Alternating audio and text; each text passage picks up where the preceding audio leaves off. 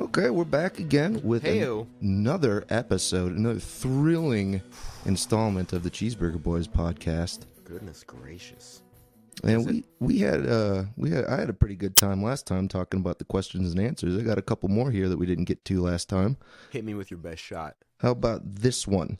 If you were to wake up and find yourself invisible, what would the first two things you would do be? Now, hold on. As a caveat, you've already made your morning move, and you already have a Mountain Dew in your hand. So you don't need to worry about the coffee and bathroom thing. Okay. Well, shit. I mean, I guess I'm going to have to investigate The lengths at which my invisibility permeates myself. Like, can I not see because I'm invisible? You can see, but you can't be seen. Okay, so okay, I can see but not be seen. So my insides are totally invisible. What about like so I'm like see-through, but like if I eat food, you can see it go through me. Okay, so I'm thinking like stealth camouflage from Predator. So all of my outside makes me invisible, see-through from the front to the back. But if you cut me open, you can see my insides. I'll take it. Yeah. Oh shit. Okay. So you can't see me drinking or eating or like any of that. Yeah, just like John Cena.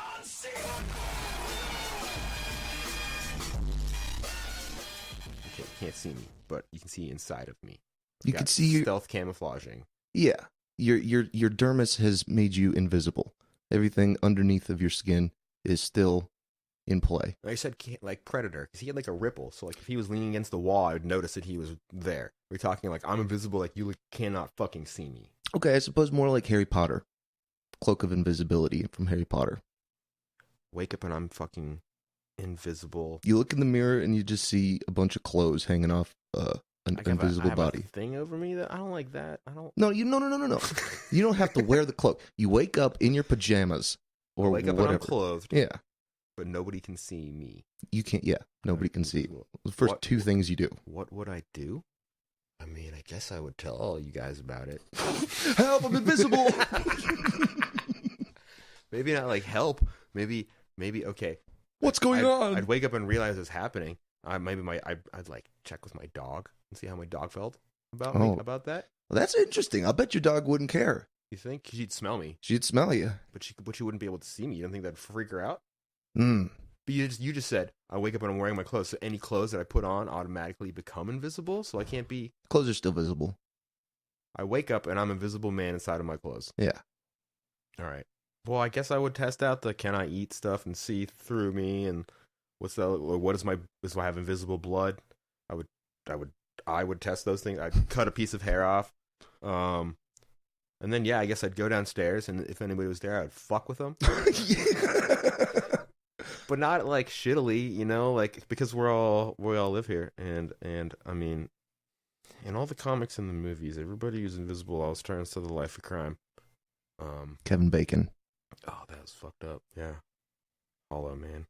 Life of crime. I don't know. I guess it's so tempting though, right? Yeah. You had a very strong advantage over the average criminal if you can't be seen. I would go to the movies every day. There's the advantage and there's the disadvantage of like to truly be invisible, you have to be nude. Yeah. I'm not comfortable being nude, so I would just be a pair of boxer shorts walking around. That's not going to bother me for the advantage, but it's not like they can see you naked. Right. Well, that's not the point of why I don't like being naked. It's not because I don't like being seen. It's just I feel exposed. Right. Like, well, I guess okay, I guess what I'm getting at is like so I could take a gold bar and like stick it up my ass and it would be invisible. Okay. Or like I could curl myself around the money and it would be invisible. Because like, how do you walk out? Eat 100,000 cash. Yeah, right. How do you walk out of the bank with, oh, what's that floating money? Like, it's not like it just disappeared. You don't know. And then I wonder if your fingerprints are still in play. Invisible. I mean, you're still gonna leave a footprint on the sand when you walk through the beach, and if you're invisible. Well, if we're going with every part of my being is invisible, including my insides, then of course the oils my body leaves will be invisible, unable to be detected. That sounds great. I mean, what would I do? I don't I know. would I I'd would drive. I'd go driving. freak people out driving. I would like to. I would like to play a concert or two, invisible, just a floating guitar. A floating guitar. The sweet licks happening. Yeah, you see the strings moving and bending and stuff, but you can't see anybody playing it. That'd be interesting. Now, can you see your own fingers to play that guitar? I'm gonna say no. Now, can you play guitar with your eyes closed? Do all the things? No, I can do it, but I do have this bad habit of staring at my fingers. Now, there's something to be said for what do they call it, the sixth sense, like your spatial awareness. Mm-hmm. Like you close your eyes and like touch the tip of my nose with my tip of my index finger, like no problem. Like I know where all those things are. So it's not like I don't know where my hand is when I'm reaching for the doorknob as an invisible me, but like those intricate things just seem. Oh, I can't see me. If you and I wanted to go full invisible, we'd need contact lenses. Oh yeah, that's right. Because I couldn't see very well with my glasses off. And then the technicalities of the whole invisibility thing. If the rods in my eye are invisible, then there's nothing for the light to like bounce off of for me to see. So there's like the very real possibility that like if you were fully invisible, you wouldn't be able to see anything. That makes sense? It's not a very good trade-off. I'd rather be visible and still be able to see. Blind but invisible. Shit. Yeah, that sucks. I would want to be blind. I would rather be blind than deaf. I would rather be blind than deaf too. That would be. I would prefer not to be either. Yeah, perfect world. It's got to be a tough life out there for people with missing a sense. Sure, surely. Couldn't imagine. Okay, here's another question for you. What's the worst first date you've ever been on? I don't know how many dates I've been on. Not a lot. Maybe a lot. The worst first date I ever went on. Well, Got it. Okay. Got it. At the Rainbow Gatherings, there's a camp called Granola Funk, and they do a thing called the dating game. Like the TV show? Just like the TV show. Oh, that's fun. And I went to do that, and there was the 3 female contestants, me, and they're playing the game, and they would win. There was you had to do a task. There was like a job in Rainbow you had to do that would be like what the date was, and it was Firewatch. I was like, oh, this is going to be super convenient because I'm already walking around, giving out the cigarettes all night, doing the naked night thing. And so it comes down to whoever the person is, she wins. And I'm like, all right, yeah, naked night, I guess we're doing Firewatch for the date. And she's like, yeah, that was a lot of fun. I got to go back to my boyfriend, though. Have a good night. That was the end of the date. What are you doing on the dating game if you've already got a... Exactly. I was very frustrated about that. I think she just wanted the attention of being up on the thing. I mean, truth be told, the dating game does look like a lot of fun. I mean, I thought I was going to have a fun date. She passed, because how they do it is they ask you the questions and you're blindfolded, and then you choose which one answered the best according to the thing. And so then they tally up the things, and one is the best choice for the date. And she was the best choice. She already had a boyfriend. That should disqualify you right away. I feel like you have to tell the people that. Well, unless there's an arrangement with the other person that's you can go dating anybody you'd like. So that was my worst first date. My worst first date was with someone who I'm not necessarily convinced thought we were on a date. Oh no. Yeah. Oh no. What an awkward position for you. Well, or for them. For you both. It probably for both of us, but I think we both played it cool enough not to show it. We were going to get some coffee. I worked at Starbucks at the time. They sell coffee. Yes, they do. I worked at Starbucks at the time, and this girl, the lady, woman, however you want to call it, got hired. And the first day that she came in, my manager came up to me and he said, "Listen, I can tell what's going on here. I could see, from the look in your eye. Just leave her alone, will you? Just don't bother her. Don't." And so I didn't really listen to him, and I asked her to go out for some coffee at this place called Mocha, which is like, we worked at Starbucks, and it seems pretty silly to go to a coffee place. So we go there, But I had been to this place before, and they had live music, and they had a booze bar, but they were mostly known for having like gourmet coffee drinks. And so we go there, and there's a sign on the door that says anybody under 21 won't be admitted without somebody over 21 into the bar area. And I was over 21, and I think she was 20 at the time. And she didn't feel comfortable going in there. So we went up the street to Starbucks, the one that we didn't work at. And we sat there, and we had some coffee, and it was all right. But then, she just didn't seem to... I don't think she thought that we were actually on a date. You weren't vibing. No, not vibing. So I was just awkward. Yeah, it was not fun. Coffee drinking. We went to a place of business, but another location, and we drank. It was not. We talked about work. Probably. I don't drink coffee. Hey, neither do I. That's right. Are we the only two here that don't? We are the only two here that don't drink coffee. I've not drank coffee for a lot longer than you. You have. When we first met, I was a coffee drinker, and you were not. You were on the Mountain Dew. I'm still on the Dew. I converted. Well, I don't want to say I converted, but I compounded my caffeine addiction with the Mountain Dew, and then I switched Mountain Dew and coffee for plain old green tea. Well, you were doing the mate for a while there, weren't you? Well, that's what I'm doing now. Yeah, it's tea. It's green. It's not. Right. It's not camellia or whatever the species of tree is that makes the tea.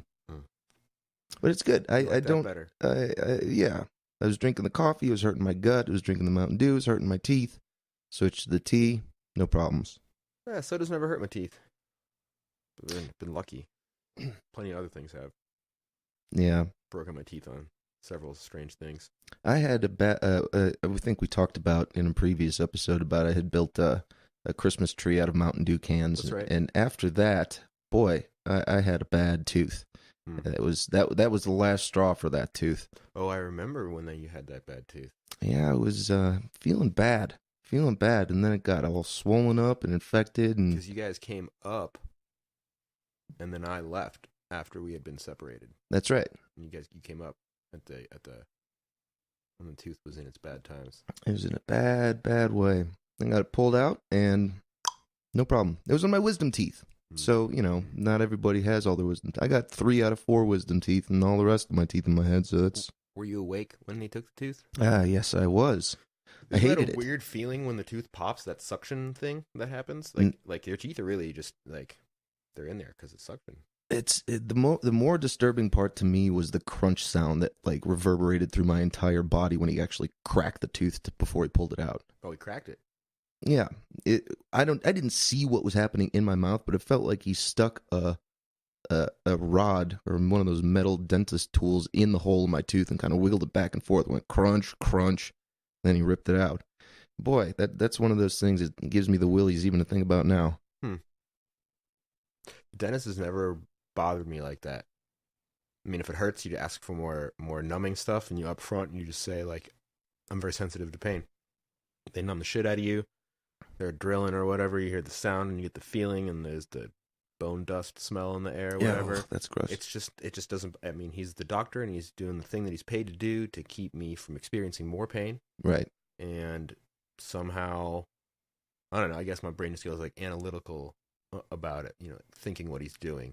I've had him take teeth out. I've had him take like a busted half a tooth out, and he definitely like crunched it all up and then pulled the piece out. And that was what he didn't want.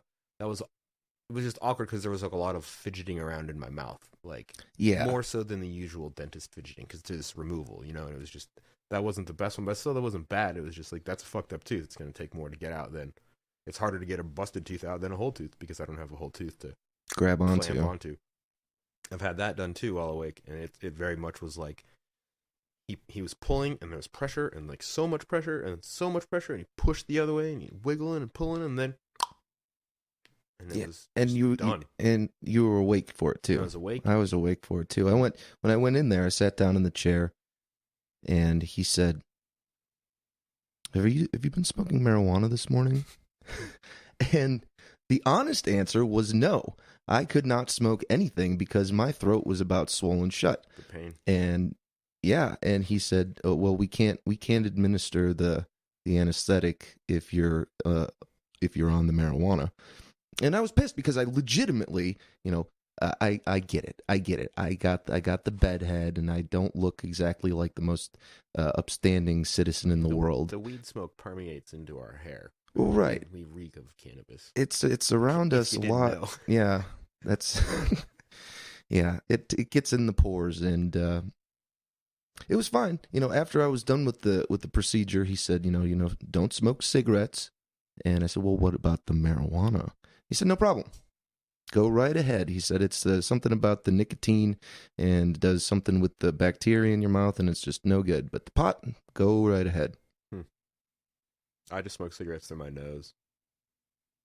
Yeah, I think I took a week off and let it heal up, and I did what he told me to. Okay, how about this one? I got another question. If you could bring any fictional character to life, who and for what? Any fictional character? I mean, gosh. Did I just say fictional? You so did. That's awesome. I don't think that's real. That's not a real word. Do they owe me anything for bringing them to life? I don't think they owe you anything, but they are they're buddies enough with you to be able to get into some plans or mischief or whatever you might want. Well, then God from the Bible, dude. That's the obvious go-to. Sure, the all-powerful God. Let's go with God. Why, and for why? I would make God alive from the Bible, that fictional book. Because, like I just asked, he owes me some shit. Right. And I feel like it's really good to have a deity on your side. Sure. Could you imagine you and old God being drinking buddies? Hell yeah, going up to dude. the pub and having a couple pints? Getting drunk. Drunk and crunk. I mean, yeah, I feel like that's a really good. I mean, I could pick like any number of just people to be alive, but then they're just a person who's alive with like some habits from I could pick any, like a superhero, right? But Mhm. like, sure, Superman could owe me, but I feel like God's more powerful than Superman. Well, that's interesting. You think he's not? Well, I don't know. I feel like God I has haven't the seen power- enough of God in battle to know, what his skills are. So if we're talking DC, they never specifically mention God, but there is, I think, like Eternity and Infinity are characters. I could be wrong, and I could be Marvel, and I don't want to misstate. But they talk about it. I feel like God would have magic powers, and Superman is susceptible to magic. Yeah, that's like We all know kryptonite that. for him. Well, I suppose some people might say that God isn't magic.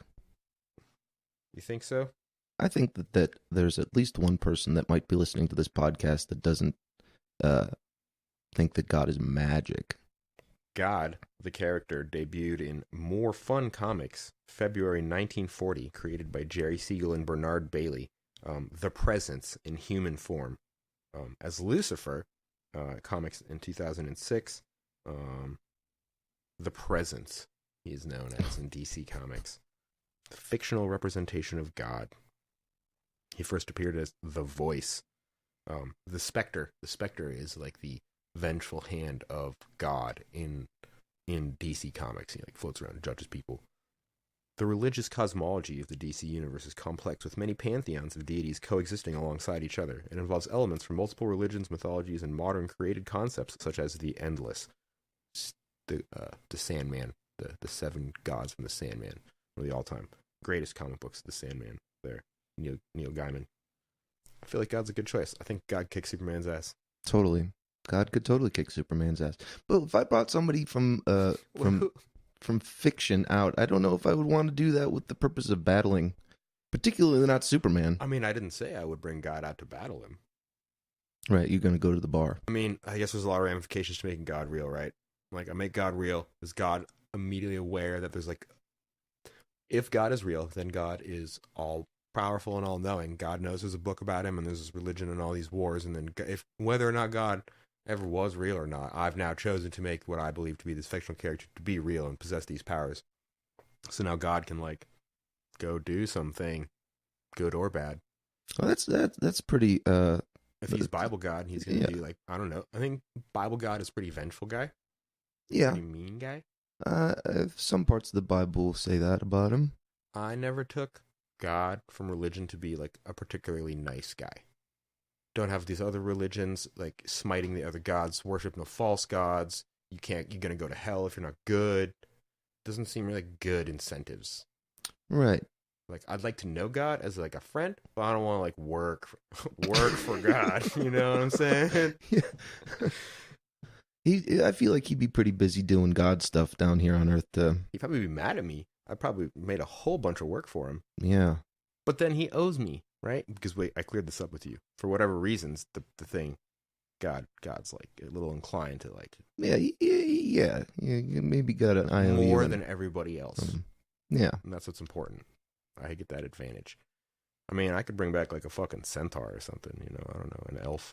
I guess along those same lines, here's another question on my list. You didn't answer the question, though. Oh, who would I bring back? Fictional character. Any fictional character And from why? a show. And why? Not a show. Oh, no, yeah. Any fictional character from literature. Character from anywhere. Oh, from anywhere? Okay. Oh, shit, can I change Hannibal Lecter. Why? I just have dinner with him. Oh, okay. I was like, can I change my answer? Sure. All right, Godzilla. Why would I bring Godzilla back? Damn it, we need a giant monster on this planet that people can't kill.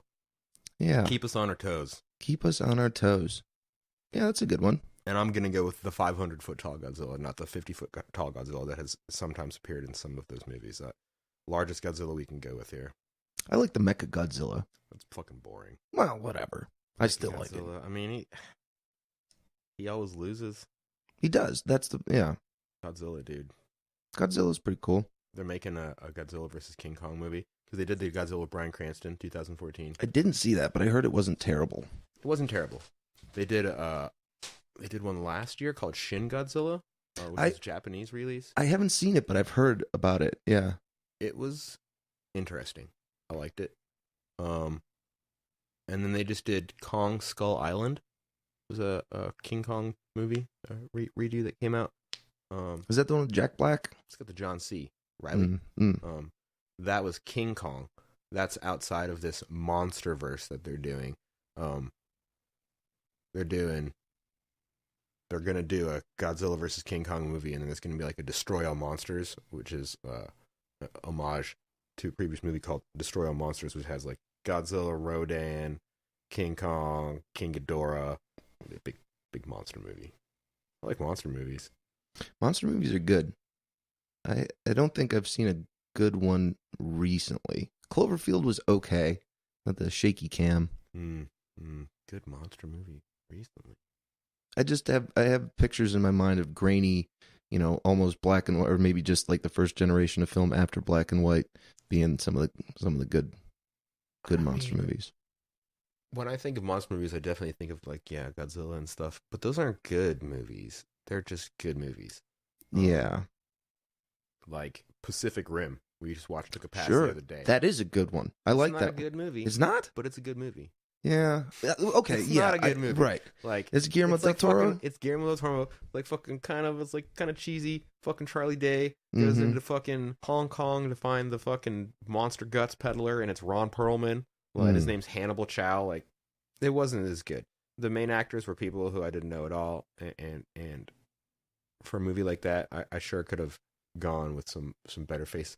We were talking about that. I don't know if we had talked about it on the podcast, but there's that thing, Fake App, with the face technology, so that you put people's faces on other things. That's right. Footage. People are using it for porn and stuff or whatever.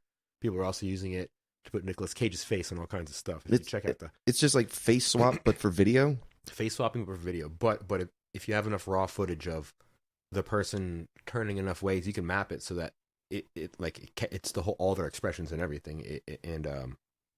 The best ones I have seen are the Nick Cage ones. There's a lot of them, but that just makes me think of watching Pacific Rim and thinking like, I don't know who this main actor is, but like, I probably wouldn't mind seeing maybe anybody else's face delivering these same Pop Jeff Goldblum over okay lines. Like, I see all the problems with it. Like, oh, now this guy's in this movie and he didn't get paid. Like you circulate a copy of a movie where you change the actors and people feel like those actors are better than the actors who were in the original movie.